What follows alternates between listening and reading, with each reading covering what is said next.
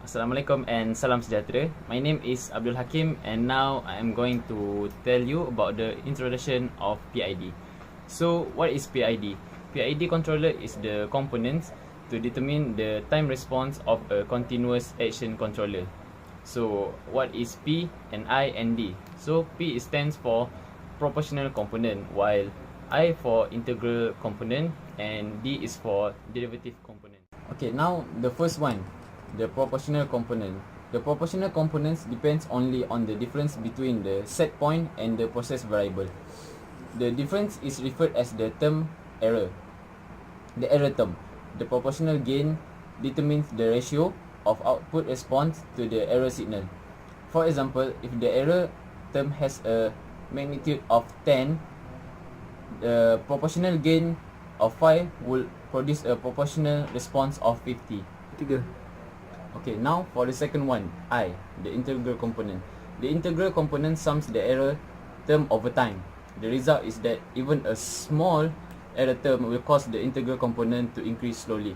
So the integral response will continually increase over time unless the error is zero. Is to drive the steady state to zero. For the last one, D is for derivative component.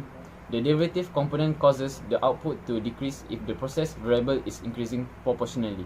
So the derivative response is proportional to the rate of change of the time parameter will cause to control the error term and will increase the speed of the overall control system response. Assalamualaikum. My name is Hisfabira bin Hamdi and I will explain about result analysis and discussion. When the system response has controller, the system will function smoothly. For example, when a driver drives a car on the road. Put simply, there are 3 constants that determine how much of each type are added together to give a resulting correction to the accelerator pedal. The bigger the constant, the more the control pedal reacts to a change of that nature in the speed. Next, for the example, a large number of multiplying the derivative part of the feedback will make the car speed very responsive to sudden change in speed. This may help control the speed, but you might find the ride a bit jumpy. A small number for this will mean that other elements like proportional feedback may become more needed to correct speed fluctuation. The effect of proportional component on the control system is typically the main drive in closed control loop. Proportional component reduce a large part of the overall error. Proportional component decrease the rise time, increase the overshoot, small change to setting time, and decrease the steady state error. Integral component affect the control system by reduce the final error in system. Summing even a small error over time produce a drive signal large enough to move the system toward a smaller error.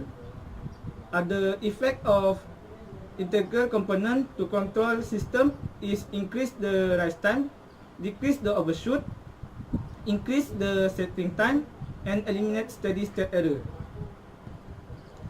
The effect of derivative components on control system is counteract the proportional component and integral component when the output changes quickly. This helps reduce overshoot and ringing. It has no effect to final error. Effect of derivative component also has the small change to on-rise time, decrease the overshoot, and increase the setting time, and no change for steady state error. Assalamualaikum warahmatullahi wabarakatuh. Nama saya Muhammad Adi bin Yunus. Saya akan menunjukkan cara-cara membuat PID controller menggunakan MATLAB simulation.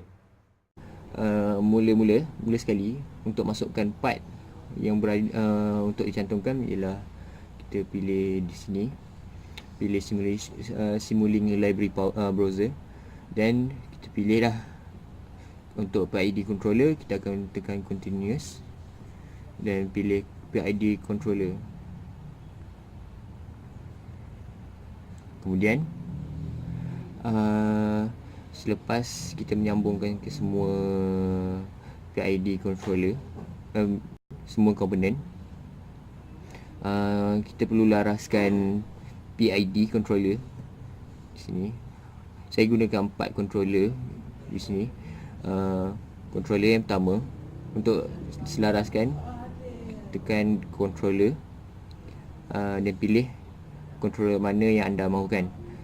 Di sini saya pilih P dan tekan OK. Seterusnya saya pilih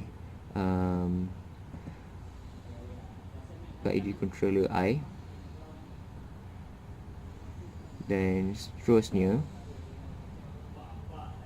saya pilih PID, dan the last one pun saya pilih PID.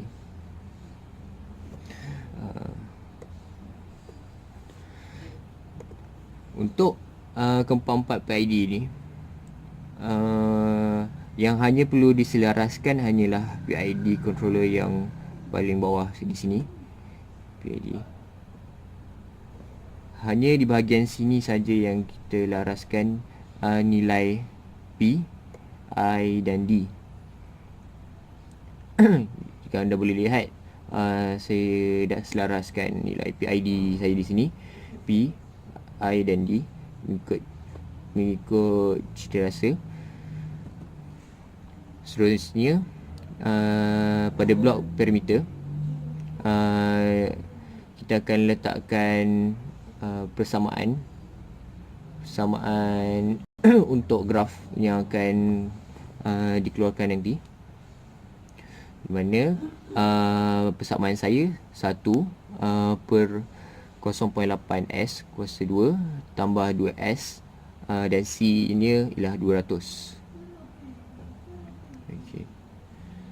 Bila semuanya setelah siap disetupkan, anda hanya perlu run di sini.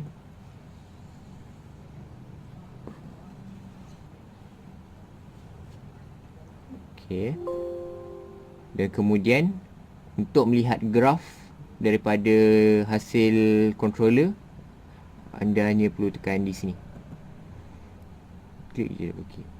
Lihat, anda boleh tengok grafnya di sini, dan anda boleh lihat di bahagian sini ada per shoot, overshoot dan undershoot, supaya anda boleh selaraskan lagi nilai P, I dan D yang berada di controller PID controller tadi, sebentar tadi.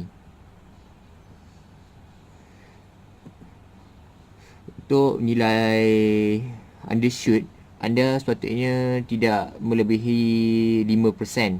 Jadi untuk mengurangkan nilai undershoot, anda perlu melaraskan nilai P, I dan D yang berada di sini. Itu saja daripada saya. Terima kasih. So, as the conclusion, proportional components is typically the main drive in control loop. It reduces a large part of a overall minor. Integral components reduces the final error in the system. Summing even a small error over time produces a drive signal large enough to move the system towards a smaller error. While derivative components counteracts quickly the KP,